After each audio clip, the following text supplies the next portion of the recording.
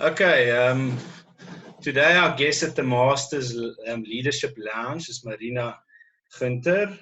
Welcome, Marina. Thank you very much, Dion. It's a privilege to be here. Thank you. And the topic of discussion today is leadership and the importance of leadership. And I think leadership is such an important topic. Been researched quite a lot and a huge part of our lives professionally and within our families. Just as a quick introduction of Marina. Marina is the CEO of Results Coaching and Results Leadership, professional certified coach, mentor, trainer, and assessor within the International Coaching Federation. Marina was awarded Woman of the Year 2010 by Madison's Who's Who. Marina also has over 4,000 hours of professional coaching locally, internationally, which includes CEOs and senior managers of JSE listed organizations. So we're in very good company this morning, and most certainly an expert in leadership. Oh, thank you, Dion. Leadership is definitely the one thing that is evolving, and what the minute that you think that you have it, then the next wave enters your coast. Therefore, leadership is a really great topic to think and to study. Okay, I've prepared a few questions for you, so let's see how it goes. The first question is regarding relationships, and I think especially in our environment at KVV, we value our people and our relationship with our employees. What would you say, out of your experience, the top 3 skills that leaders should have to have successful relationships within the working environment, the workplace? Before anybody starts to think to have relationships with anybody else, whether they are leaders, whether they are fathers, whether they are just husbands, or still a young guy that's not married, a bachelor. It is important to have a good relationship with yourself. Self-knowledge, self-awareness, what you are, who you are, where you are, how you are. It is absolutely important before you move into a relationship or a leadership role. If you do not know who you are, then you can forget to make it in the world of leadership. You will think you're a leader and you will just become a follower. Hence, it's vitally important that you know who you are yourself. And then a thing that you need to have is a little bit of an ego. And I know a lot of people will say, no, I wish my boss did not have this ego. And yes, we do not want 100% ego. But to be a leader and to have relationships with people, you have to have a positive ego. Percentage-wise, I would say 20%. The other 80% could be self-confidence. Really self-confidence, and that self-confidence that you live with respect and humbleness. That ego is giving you that drive. In the neuroscience we say you need that eustress, and that is what we call the ego. You have to be a little bit broad-shouldered with a great posture. Otherwise, you will not make it in the leadership environment. Please note that I said 10 to 20%. Don't just be just ego. And then to have good relationships in a leadership environment is that you live a life of consistency in your work environment specifically. where there's transparency. And we all know that leaders can only be transparent up to a certain point. But to do the placement to people and tell them, you know, this is what I am going to share with you. There are other things that we are still thinking about. Do that placement, tell them. There are things that you don't share with them, but you will share with them as soon as you can. And that will just give them the feeling of, wow, I'm not getting out of the loop. I really belong in this group. And if we as leaders can get to that point, wow, life would just be so much easier. Yeah, thank you for that. Yeah, it's about that presence and living your values, and then I like the part you said about knowing yourself, and I think that's the toughest part, just to start off there. Then, and especially when you're in a work environment, you know what, groupthink can become a real bad thing. So, and that's all I will say. Thank you, Marina. Okay, the next question is, in your opinion, and obviously from your years of coaching and mentoring, what are the competencies, the skills that you would say that the leaders wants to acquire? The people you coach and you mentor, and the top competencies that they're struggling with, or what they aim to add to their arsenal. Yes. Every and each leader that I've ever coached wanted their teams to be performing better. Okay. And it is for them to learn to really value the diversity that they have in a team. Because the minute everybody starts to just say what the other person is saying, you know what, then there's no growth. There's no innovation that takes place. There's no, so the solution is always the leader should not be a team player. The leader should be part of the team. But we have to remember that each one in that team is an individual with his own skill set, with his own thinking, with his own way of doing things, with his own values. And that is the important thing. We don't want that group thing that I've alerted to previously. If you, as the leader, are in this team as the team leader and not one of the team, they are all going to suck up to you and try and say, oh, Dion says this, so we all have to do this. And in that process, they're losing themselves, their uniqueness, their unique contributions. So it's very important that the person knows what is the role that they are required to fulfill in this team. Because a team of like-minded people, sorry, my friend, you're not going to move forward. You need to have the people that's asking the questions. You need the people that's shooting down each and every idea so that there can be conversations. But it is the rules of engagement, is the leader's responsibility. You also have to know that leaders are battling with being vulnerable. Because they think they've been appointed in this leadership position because they've been good.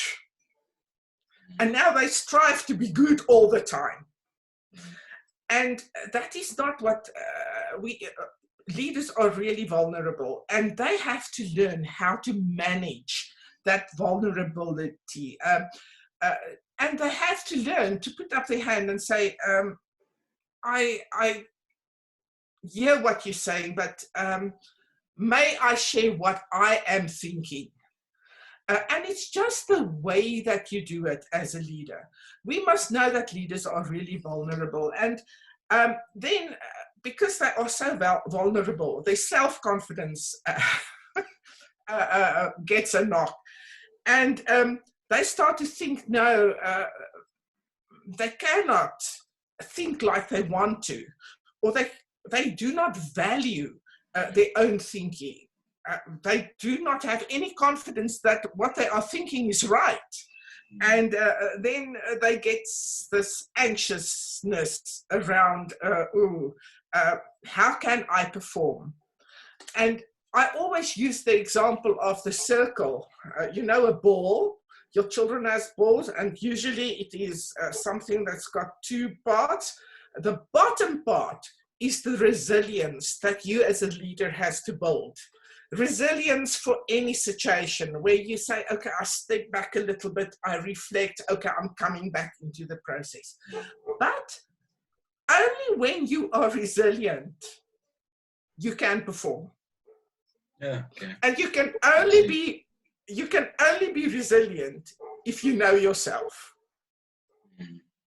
Sure. Yeah, so we're back to this, know yourself.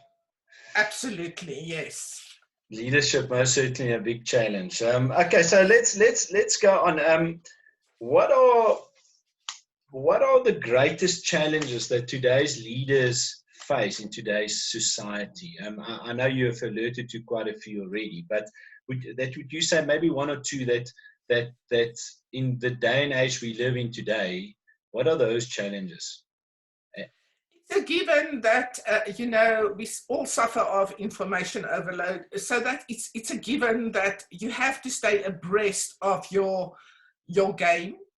But the biggest challenges leaders are facing is not to stay on top of their technical game, if I say technical component. It's about people management and managing the people. There are a few things that stands out, and it is that diversity, a lot of diversity, and how to include the people, bring in inclusion so that they can start to belong with one another, have that sense of belonging. That is one of the huge things. And then to recognize talent when you see it. Because very often you will think that bright-eyed, bushy-tailed guy, he's the one with the talent. And in the meantime, it's the more quiet one that has really got the talent. Because there's bias, you know, we all suffer from bias. And we like people that function like we function. So just give the other person an opportunity as well. Another thing is, of course, the motivation of people that you work with. And the most important thing that we have to remember is that motivation is internal. You can only provide the environment that they can be motivated in. You cannot motivate them. Hence, that is a challenge. Because, you know, we also live in a world where there's a lot of people that just say, but I'm a millennial and I'm entitled to have a computer. I'm entitled to have, be allowed to listen or to use my cell phone.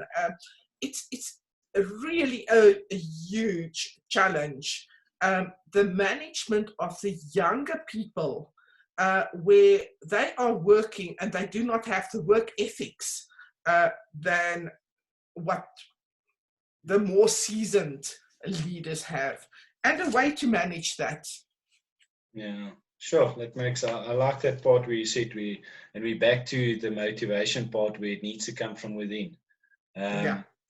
Okay, and then let's move on from your perspective, and I'm going to try and see. Hopefully, I can get this question across correctly. Is that how easy or difficult is it for a leader to change or develop his leadership style? Now, for example, where he's in a leadership position and his style might not bring the results that the team needs. How easy or difficult are we leaders, and we are who we are, or is it Is it possible to change, and how tough is it? You know, Dion, to be a good leader, we come back right to where I was. You have to be aware of who you are. And change in itself is not easy.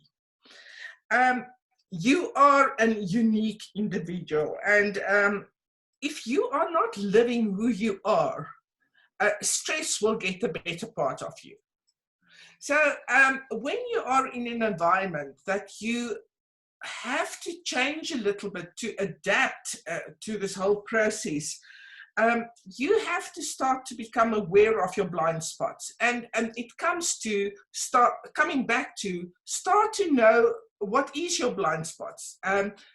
It comes back to the point where I said, allow your team to put up their hand and say, this is what I find, without firing them. That they feel comfortable, that they are allowed to share with you. So it's allowing you that vulnerability without throwing out of the bus the fact that you are the leader, that you are the person that they report to, but that they are prepared to share feedback to you. It is also important in a place where you are not experiencing the growth and the success that you thought that you would experience, to go and discover what is the positive side of that. Don't just focus on the negative side. I did not get this right. My staff, they do not like me. My values are a little bit skew in comparison to their values, and see what is the positive that you as the individual bring into that space. And once you've discovered that, then I think you have to decide what your reaction will be to a certain stimulus. And it is a way of reacting. Instead of saying, what are you saying? You can just say, what are you saying to me? Just the tone of voice, you know, those are the things that you can change. And it will not bring in too much stress, the way that you communicate. But my big thinking there is that you have to learn how to sell your uniqueness in this situation. And that positivity, the positive thing that happens because of the questions that you're asking, the way that you are doing it, that you have to learn to start to sell your uniqueness and the role that you are playing in that process. And that will easily be taken care of if you get into the point where you are allowing the hands to raise, that you are allowing interaction, but then say, okay, I have to step back, I have to think about it, and then come back into the process with a solution. Yeah, the communication is, and how to sell yourself is really important. But last, but not the least, if your value system is completely different and it's creating stress for you, and you have tried everything, rather than just to become a follower and saying, yes, this is the way we will do it, no, and yes and amen, rather leave. Yeah, sure. That's some wise words there. Thank you for that. Now, in closing and lastly, if you have to give 3 tips, just 1 or 2, 3 tips for leaders or future leaders, especially in the times that we live in today, what would they be? The first thing that I would say a leader must learn to do, that is completely against anything that everybody always say, is reward mistakes. Because if you get people and they are doing something and they think, wow, I'm going to try it this way. And it did not work out the way you thought or the person thought it's going to work out. And you punish that mistake. He will never, ever come to you with a new thinking, a new idea again.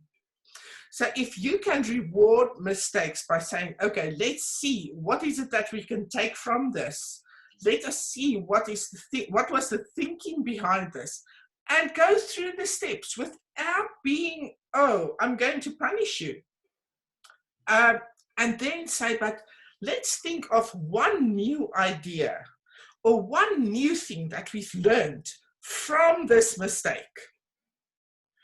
So that we can put that into our process, and you know what? It might just help you to skyrocket innovation in your team. So that's the one tip I want to say. I don't say, oh, they made a mistake and you give them a star. You say, well, let's investigate and see what went wrong, because the concept was good. Let's move. So to move forward and use that was good. I mean, how many times have how many people failed to do something and eventually the light bulb was there? I think they say Edison failed, I don't know how many times, before eventually he got the light bulb. And if somebody stopped him and said to him, no, I'm ticking you over the fingers, watch out, your job is at stake, problem. We would not have had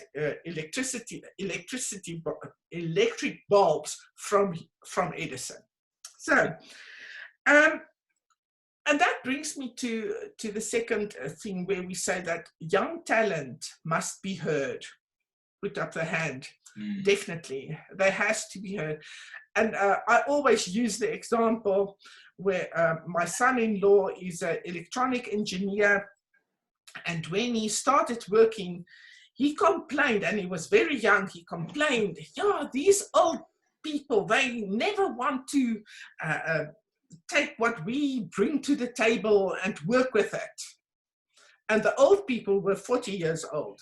He was 25 years old. So when he came to the point of 40, he says, you know, these young people, they just come with all these ideas. So it's very important that we listen and allow people. And the more mature person in the leadership role, that he listens to this young talent, because they are the ones that knows how to do and how to move forward. They might not know how to yet, but they might just trigger something in your head that will be a great success. And the third thing is, I think the most important thing is that there's congruent values. That is a good match in the values. I don't say that my values has to be exactly the same as yours. I don't say my values have to be the 100% match to my company's values, but the big ones, the most important ones, has to be congruent. And then the last thing I would like to say is, remember, when you're a leader, sometimes you will stand in your office and it will just be you and the wall. Speak to the wall. And take it as a given that there is where your thinking will take place. You sometimes will feel that you want to bang your head against the wall, and it's okay. It's normal. But once you leave that office, you are the one with the ego. You are the one with the self-confidence, and you are the one with the skill. No, brilliant, brilliant. Thanks a lot, Marina. Thank you for sharing your knowledge, your valuable insights, and I think our listeners will have a lot to go and reflect on. Reflection on starting to know yourself, and your strengths, and then I like your idea of the obviously with the values as the base, but working towards an open conversations and an open let me call it company culture where everybody can contribute and feel free to make mistakes, so that we have that robust conversations. And we like at KVV saying that we like challenging the status quo, and I think that's what it comes down to. We need to create an environment where we can challenge one another and allow one another to work towards our strengths. But you won't know where your strengths and your weaknesses are if you don't reflect and you don't know yourself. And I think that's what I got from it. The foundation is knowing yourself, knowing your strengths, your weaknesses, and the same with your team members. And then you can only grow as a leader and grow as a team. So thank you for that. Thank you for your time this morning. And I hope to catch up with you very shortly. Awesome it was my privilege, Dion, and just remember, leaders can't just live from the neck up. They also have a heart, and they also have a gut. So integrate. Thank you. Thank you for your time. Nice. Thank you. It's a pleasure. Yes. Keep well. Bye-bye.